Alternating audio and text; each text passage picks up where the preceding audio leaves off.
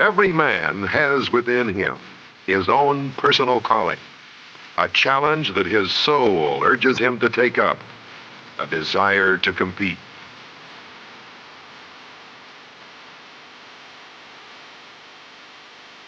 Many people suppress this calling, but there are those who answer it and follow that desire. They are an uncommon breed, and you can see it in their faces. There is a look about anyone who must go higher, fall farther, run quicker, challenge the whims of the atmosphere, or drive a racing machine to its limits. It is sometimes a look of tension, sometimes of relaxation, but it is always a look of satisfaction, not of competing with other men, but coming to grips with an unknown challenge and succeeding.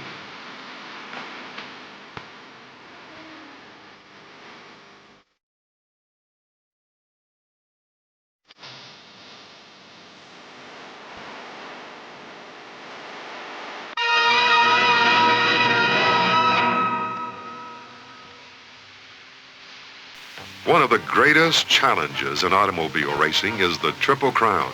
3 500-mile races, one near the surf of the Pacific Ocean, Ontario, California. The second in the heart of the Corn Belt of America, Indianapolis, Indiana. And the third in the Pocono Mountains of Pennsylvania.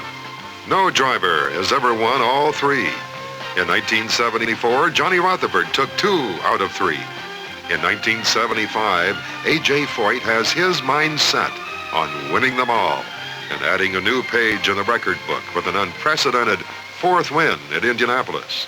While each designer has his own special theory on how to go faster, so do the fans have their opinions as to which driver and car combination will roll into victory lane.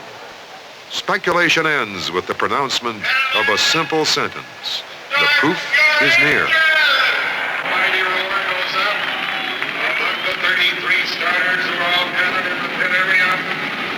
Leading the field of 33 cars is A.J. Foyt in the number 14 Coyote. Next to him in the middle is 1974 Triple Crown champion Bobby Unser. Right alongside Bobby is his brother Al.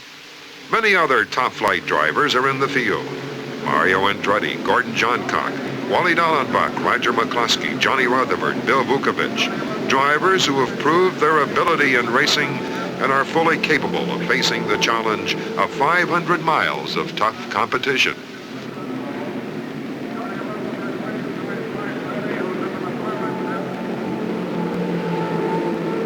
The green flag is out, and 33 cars roar down the main straightaway toward the first turn.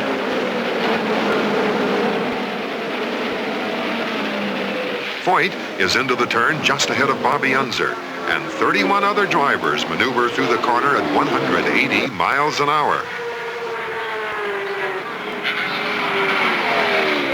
Down the long backstretch, Foyt puts a lot of daylight between his car and second place Al Unser, who has passed brother Bobby.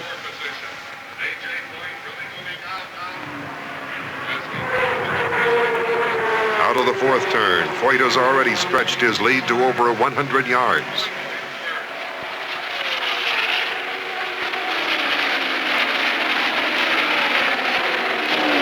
Bobby Allison, who seems to be trying to outdo Lloyd Ruby in the hard luck department, blows an engine on the first lap, and much to Roger Penske's disappointment, is out of competition. After only 17 miles of racing, Foyt has extended his lead to nearly a quarter of a lap.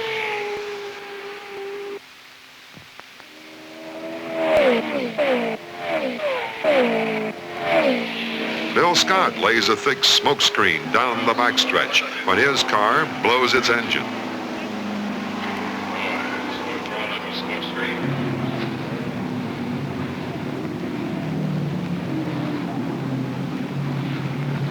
Foyt makes his first pit stop on lap 25.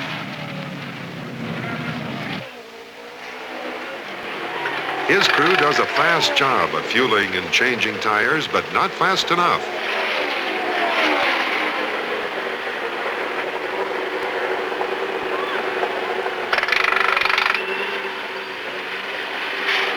Bobby Unser moves into first place, just after brother Al drops out with a burned piston. Unser is able to maintain the lead for just 4 laps when he must pit and turn the lead back to A.J. Foyt. While Foyt and Unser are trading the lead on pit stops, a real racing battle is going on for third between teammates Gordon Johncock and Wally Dallenbach. Gordon in the red Sin Mass Special, number 20, and Wally in number 40 give the fans a real demonstration of what racing is all about.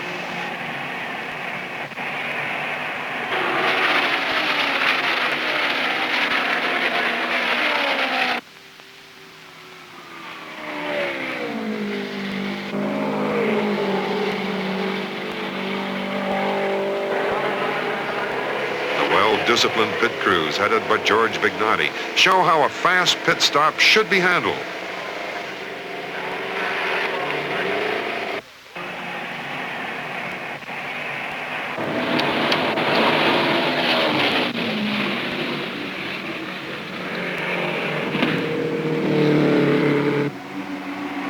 Foyt is leading on lap 81 and streaking past everything on the track. He is driving like he means to win.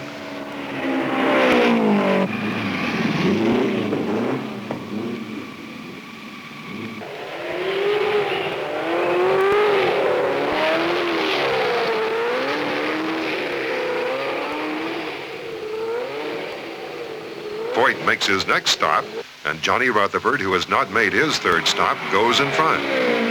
3 laps later, the 1974 Indianapolis winner rolls into the pits, and there is trouble. The crew makes a frantic effort to locate the problem, but it is no use. With Rutherford sidelined, Bobby Unser takes over for 2 laps, and then comes in for fuel and tires.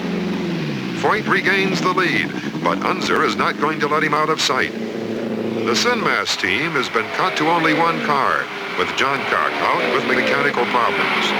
Dallenbach is very much in contention when on the 184th lap, his engine gives out on the backstretch. No accidents have marred the race, and 2 spins are the only incidents as the 200th lap draws near.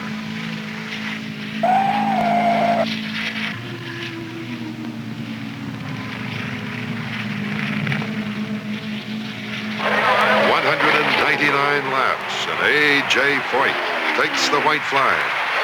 He has led the race since the 89th lap, out of the 4th turn and into the home stretch for the checkered flag from Shim Malone.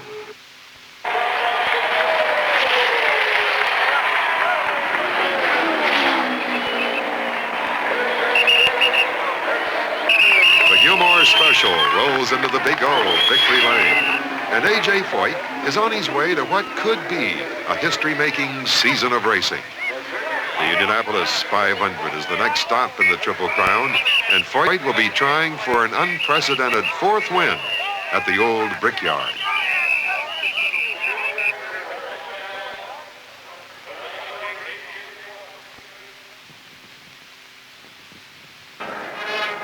The Indianapolis 500-mile race, 1975. A colorful and exciting pageant, and this year something special.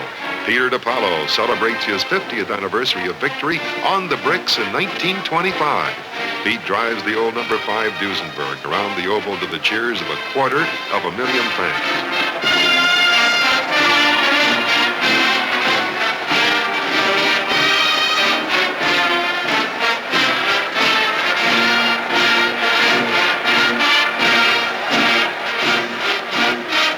The cars are rolled into position an hour before the start of the race. And while the drivers get a few minutes of relaxation, the crews stay busy making last-minute checks on the gleaming race cars. This year, a new sponsor is welcome to racing. Sin Mass of America, manufacturers of epoxy resins for the world's construction industry. As the time draws near, the drivers get ready to climb into the cars, and motion picture star James Garner, who will drive the pace car, walks down the pits, wishing the drivers good luck and a safe race.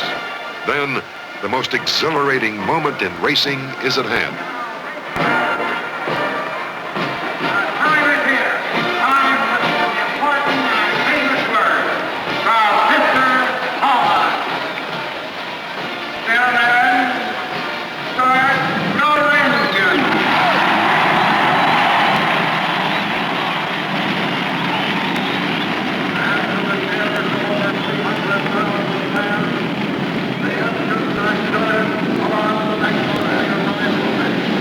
The pace car moves out, but only 2 of the front row cars follow. John Cock cannot get his engine started, and the field streams around the stalled machine.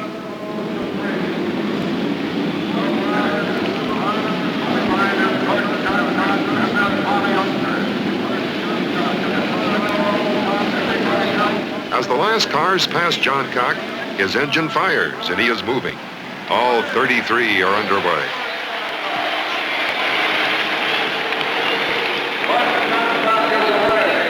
The crowd salutes the colorful field, and for the first time in history, the entire front row is made up of former Indianapolis winners. A.J. Foyt on the pole, Gordon John Cock in the middle, and Bobby Unser on the outside. The pace car pulls into the pits, and the field accelerates. The green flag is out, and it is a near-perfect start. John Cock dives into the turn from the middle of the row and takes the lead.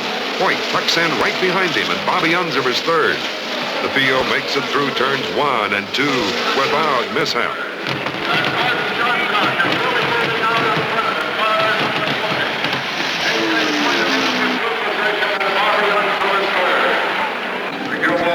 When John Cock crosses the start line for the first time, he has a good 100-yard lead over Foyt.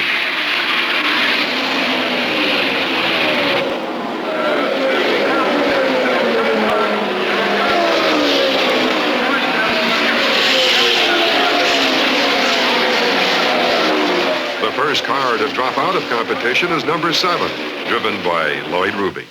Murphy's Law has beaten the quiet Texan again.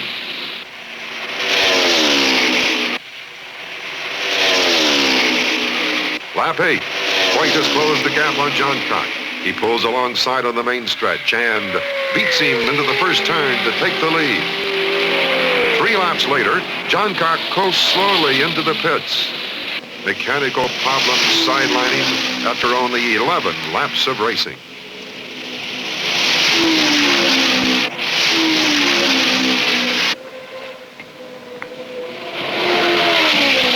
Mario Andretti in the pits gestures to his crew that something is not working properly.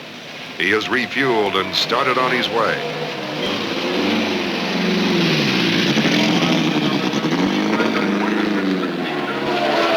But stalls at the end of the pits. The crew sprints down to pull him back for a restart. But clutch problems keep him in the pits for over 14 minutes. Unhappy car owner Pernelli Jones watches, and dejected Andretti waits. Foyt has held on to the lead since lap 9, except for 2 laps led by Johnny Rutherford on Foyt's first pit stop.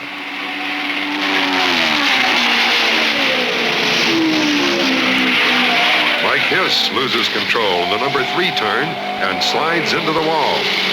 Mike is not injured, but the race is over for him. The yellow flag comes out while the track is cleared, and there is a rush for the pits. Foyt is in first, followed by Rutherford in the green number 2. A few seconds later, Unser, in the number 3 position, roars past Rutherford into his pit. Wally Dallenbach in 4th is in a few seconds later. The first 4 positions are in the pits at the same time.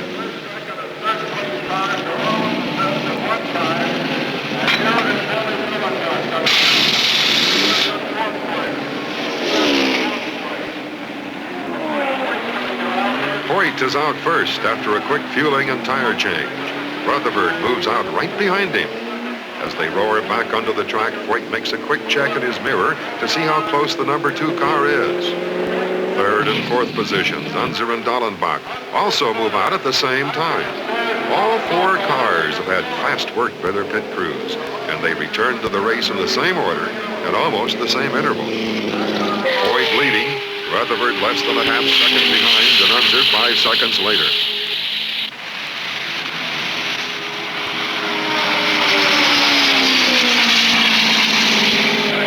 Rutherford presses Foyt for several laps, but moving up on both of them is Wally Dallenbach, carrying the big naughty colors for his sideline teammate Gordon Johncock.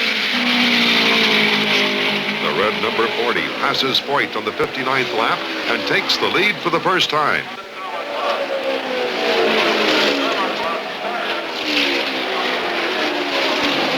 Just 10 laps later, Foyt races wheel to wheel with Wally Dallenbach down the backstretch and regains first position.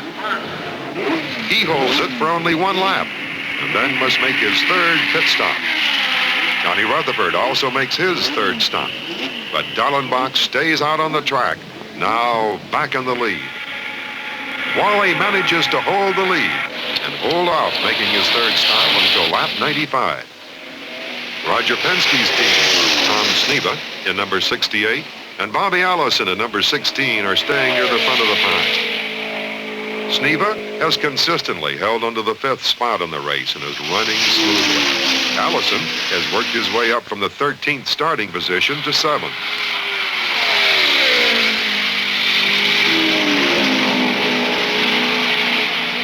Both cars are running to Penske's satisfaction until lap 113 when Allison drops out with mechanical problems. Tom Sneva, the racing school teacher, is moving through traffic. Coming out of the number 1 turn, he moves under Rasmussen and tries to pass him in the number 2 turn.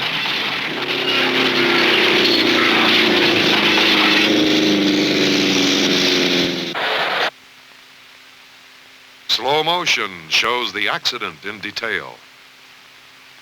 Sneva touches wheels with Rasmussen, and his car is flipped into the air, smashing tail first into the fence in a ball of fire. The engine is ripped from the car and rolls across the track. The entire rear half of the car is sheared off, but miraculously, Sneva suffers only minor burns and is able to walk away from the violent crash. Parts from the demolished car spread clear across the track, forcing the other machines to detour through a portion of the grass while the debris is cleared away.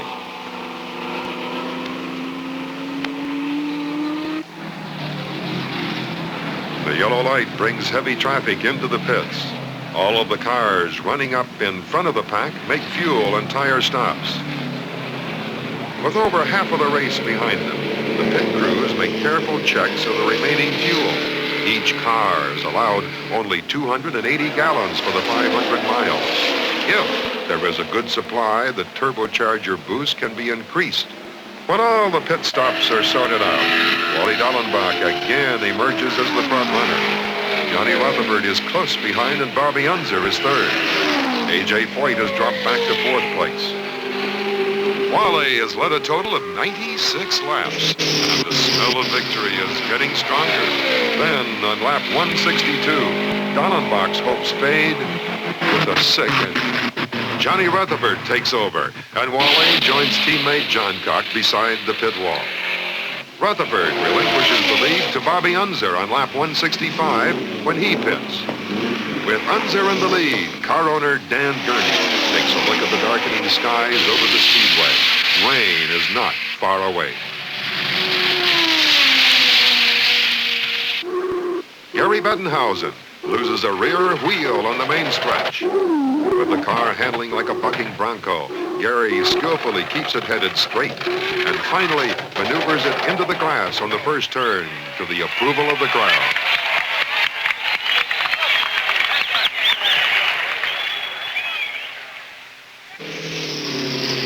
While the yellow light is on, the skies become even more ominous. On lap 174, the rain hits. The fans take to cover as the skies open into a torrential downpour.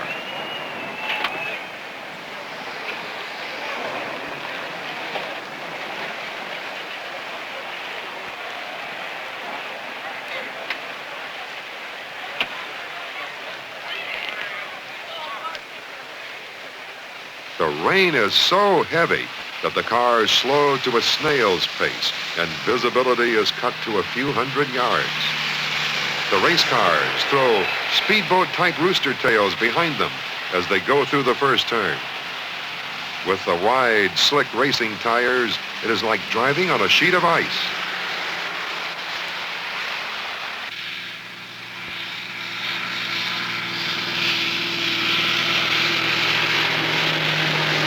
Billy Vukovich does a slow-motion spin in number 4 turn and slides tail first into the fence.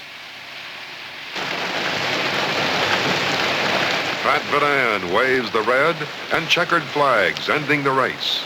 The winner of the rain-shortened 500 is Bobby Unser. He splashes through the pits to victory lane for the second time in his racing career. Johnny Rutherford takes the flag for second place at 35 miles an hour. A.J. Foyt finishes third and will have to wait another year to try for his 4th win at Indianapolis.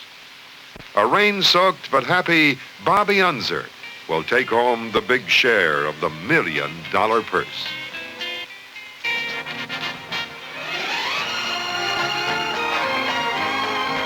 Unser's win at Indianapolis and second at Ontario puts him in the lead for the Triple Crown. The Schaefer 500 at Pocono will determine the winner.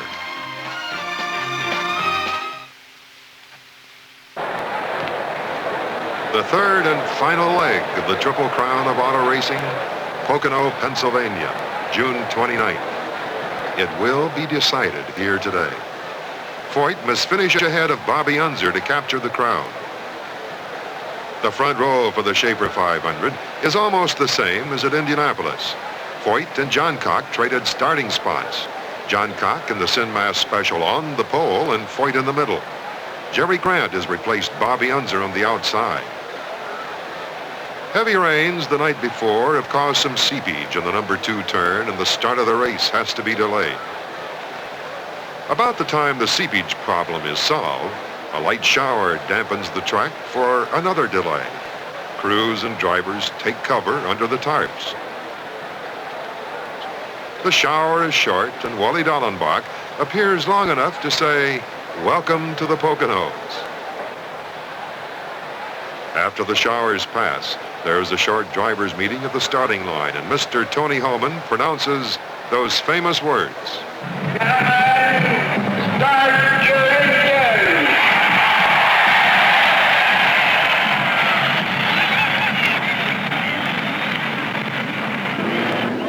33 engines come to life, and the field begins to move behind the pace car. The pace car leads the field through the number 1 turn with veteran race driver Paul Russo at the wheel. Down the backstretch, the drivers scuff their tires for the start of the race. At the head of the main straightaway, the pace car pulls off and the field moves to the start line. Jim Malone gives them the green flag and they're on their way. First into the banked number 1 turn is pole sitter Gordon Johncock. The rest of the field makes it safely through the long turn and into the backstretch. The Pocono Raceway is a tri-oval with each turn banked to a different angle, offering a different racing challenge. Coming through the 3rd turn, it is Gordon Johncock leading with Foyt second. Mario Andretti is 3rd and Wally Dallenbach 4th.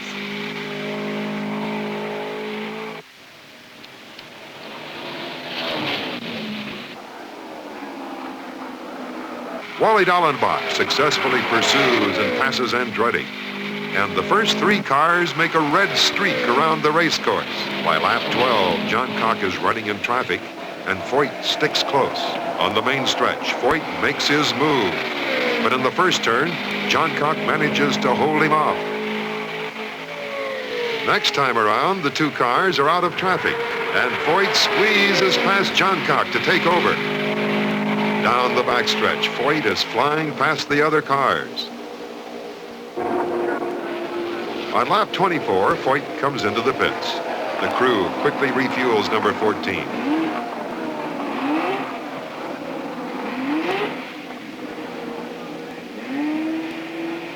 Johncock and Dallenbach also pit, giving over the lead to Mario Andretti. The race quickly develops into a battle of pit stops. At 30 laps, the first 10 cars are on the same lap.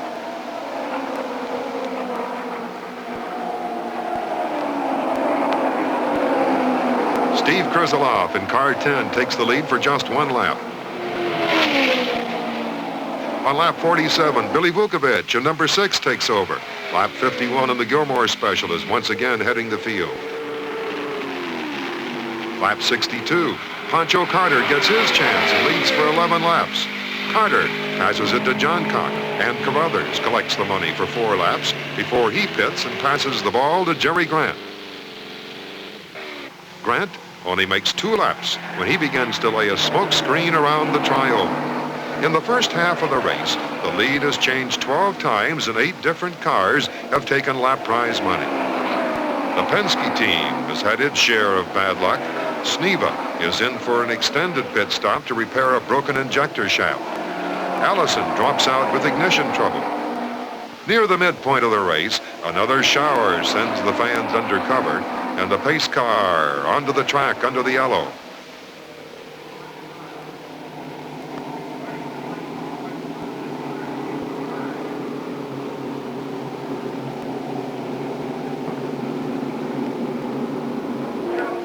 When the green flag comes out, that familiar number 14 is back leading the field, and Bobby Unser has fallen victim to a broken gearbox. Foyt is not all alone yet, however. Both of George Bignotti's red Sinmas cars are following close behind. Dallenbach and Johncock have their own private battle for second place.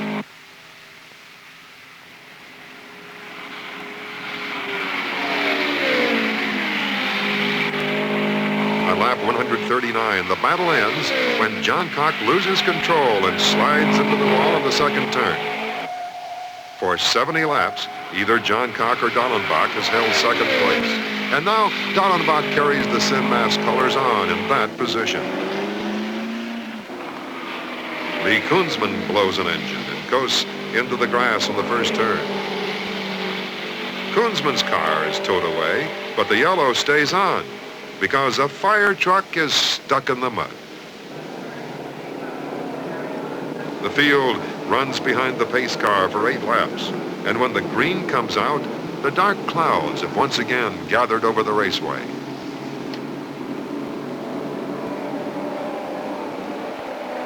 Foyt is still in the lead, and those clouds could have a silver lining for him. When the rain hits, it is no light shower, but a downpour, as hard as the rain that stopped the Indianapolis race and almost on the same lap. The drivers go very carefully around the rain-slicked track. And it is soon obvious to the officials that racing cannot continue safely. The red flag comes out for the second time in the Triple Crown, and the fans and crews provide themselves with whatever shelter is available. The winner, A.J. Foyt, takes 1 extra lap before pulling into victory lane. Wally Dallenbach in the Sinmas number 40 is held on to second place, and Bill Vukovic is third. Anthony Joseph Foyt Jr. is the Triple Crown champion for 1975. What a record. First at Ontario, third at Indianapolis, first at Pocono. Foyt also wins his 6th United States Auto Club National Championship and retains the reputation as the winningest driver in history.